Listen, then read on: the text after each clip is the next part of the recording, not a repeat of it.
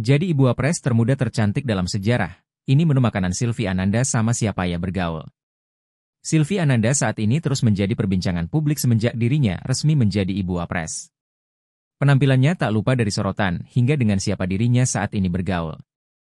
Masuk di kalangan elit rupanya tak merubah sosok ibu Sylvie Ananda yang masih tetap seperti dulu, hanya ada sedikit perubahan, yaitu bertambah cantik aura dari kedudukannya sebagai wapres.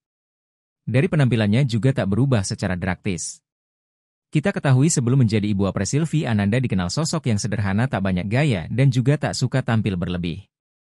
Sylvie Ananda malah lebih suka tampil santai dan terlihat sangat nyaman kalau kenakan kaos oblong dan celana jeans. Entah karena tuntutan atau apa, semenjak Sylvie Ananda menjadi wapres, saat ini Bu Sylvie Ananda terlihat mulai kenakan barang-barang branded. Sekarang ini Ibu Sylvie Ananda berteman dengan orang-orang elit, mulai dengan Ibu Titik Soeharto, keluarga Cendana, dan keluarga Menteri Kabinet Merah Putih. Ibu Sylvie Ananda sangat dihargai dan dihormati di kalangan elit.